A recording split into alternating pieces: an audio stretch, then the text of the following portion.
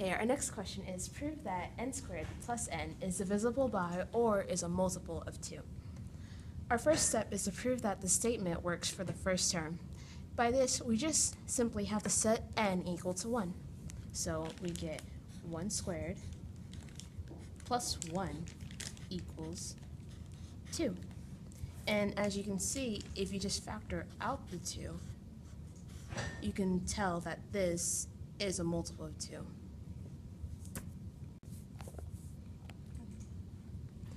Okay, our next step is to assume that the statement works for any value of k. And by this, we just replace the n in the original equation with k.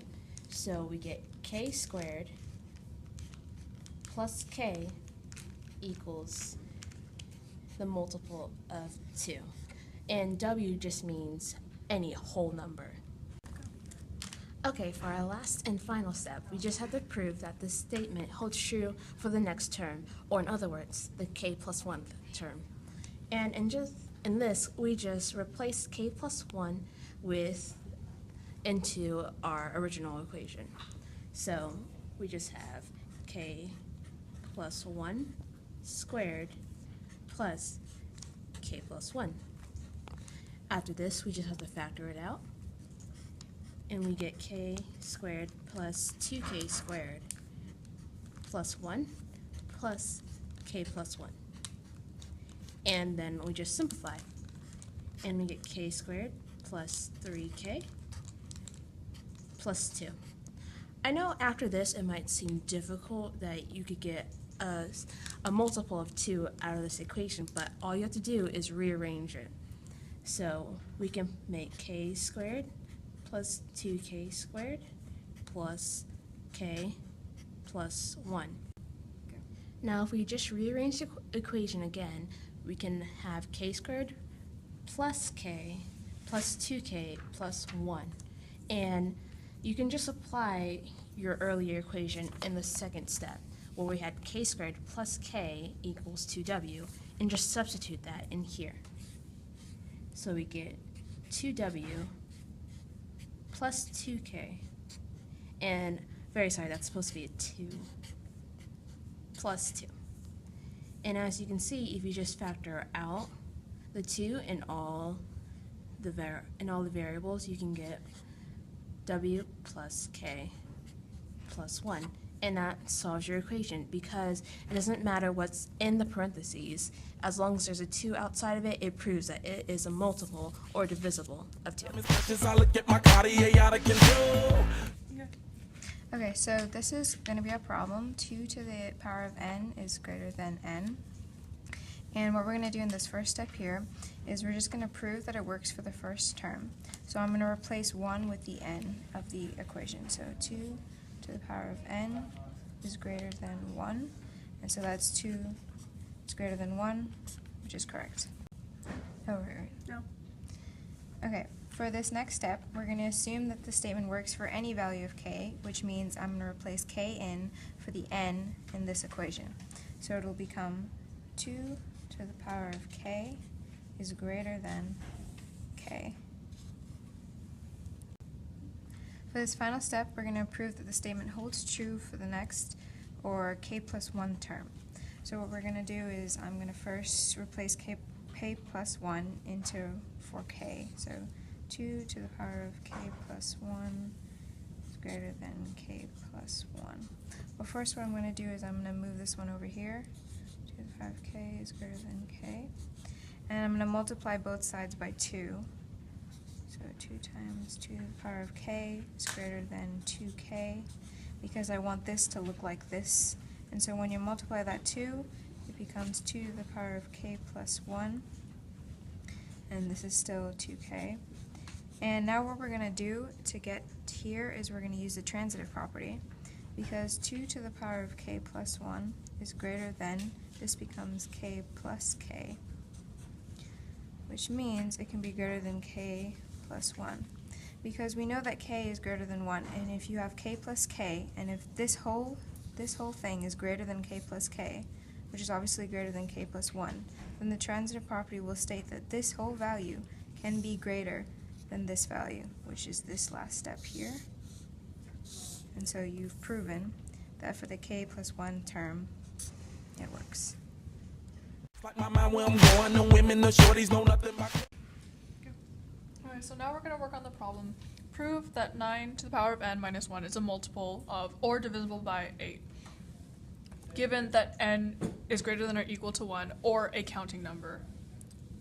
N has to be an integer that is greater than or equal to 1. So first we have to prove that the statement works for the first term, which is given as 1.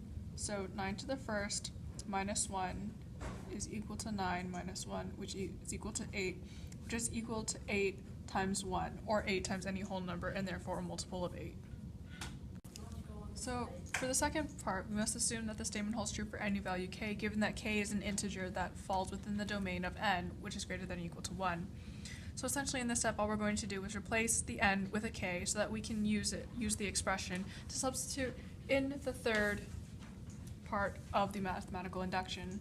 So 9 to the power of n minus 1 essentially becomes 9 to the power of k minus 1, which will then be proven equal to 8 times any whole number.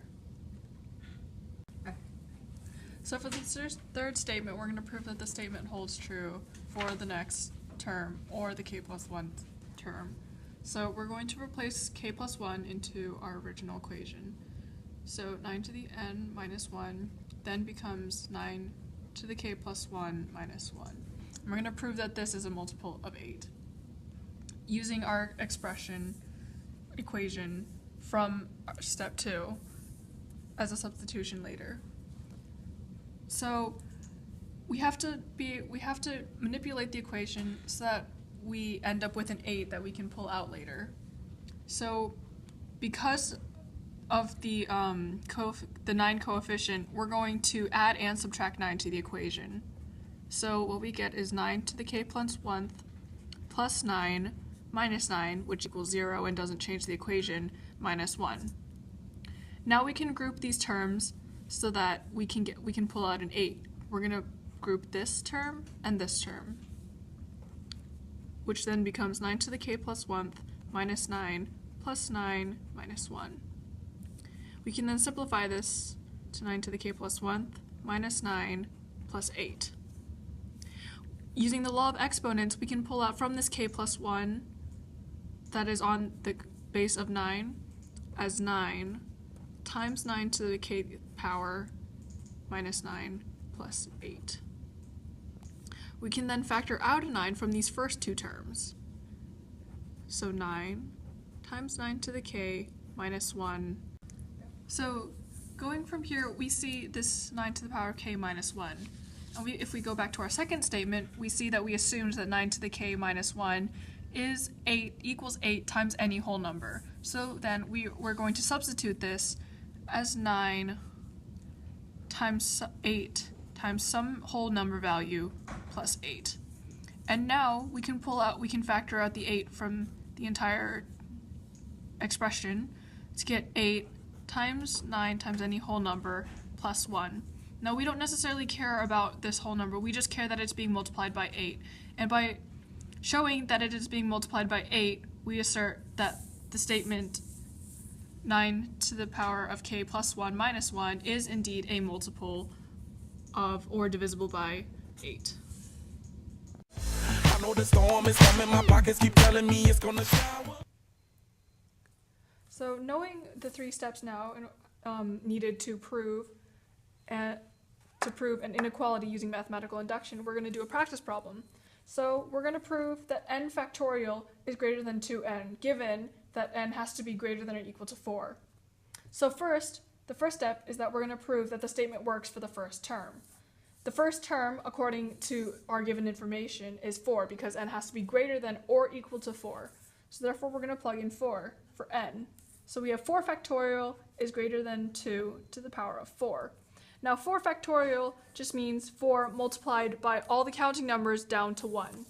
So 4 factorial then becomes 4 times 3 times 2 times 1 is greater than 2 to the power of 4. 4 times 3 times 2 times 1 is equal to 24, which is greater than 2 to the power of 4, which is 16. So we have proven the first step that the statement works for the first term. Okay, now the second step, we're going to assume that the statement holds true for any value k. In this step, we're just simply going to plug in this k back up here so that we can use it in our third step to prove that the statement will work for the next term. So by plugging in k, we come up with the statement k factorial is greater than 2 to the power of k. Of course, provided that k is greater than or equal to 4. Now we're going to use this information later and apply it to our third step using the transitive property. The transitive property is as follows. If A is greater than B and B is greater than C, therefore A is greater than C.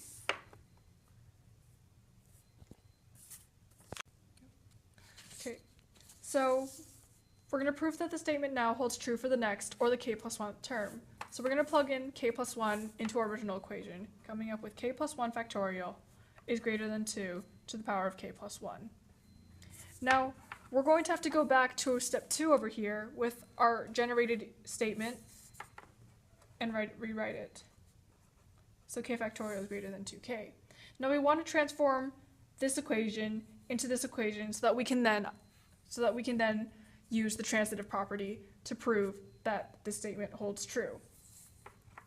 So k plus 1 factorial can be transformed from k factorial by simply multiplying by the next term, because k plus 1 factorial can be broken down into k plus 1 times k factorial.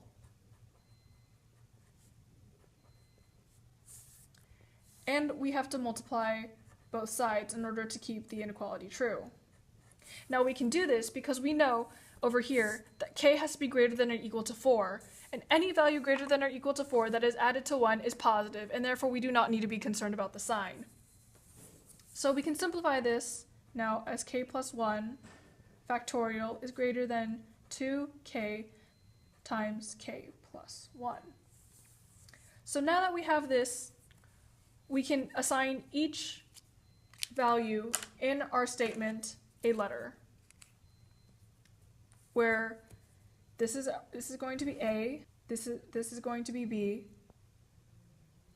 and this value is going to be C. So assuming that A is greater than B, we now have to prove that B is greater than C in order to prove that A is greater than C. So we're going to set B greater than C. So 2k times k plus 1 is greater than 2 to the k plus 1.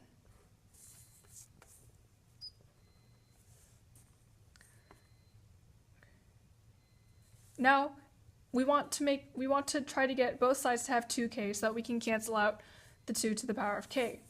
2 to the k plus 1 using exponential rules can be simplified to 2 times 2 to the k. Knowing that k is greater than or equal to 4 according to our original statement, we know that 2 to the power of k has to be a positive value, and then therefore we can cancel by dividing each side by 2 to the power of k without being concerned about messing up the sign. So now we are left with k plus 1 is greater than 2, which can then be simplified to k is greater than 1, which we know for sure, again, because k has to be greater than or equal to 4. So knowing that A is greater to B in this statement and B is greater than C, we can then conclude that A is greater than C and that the statement holds true for any value k.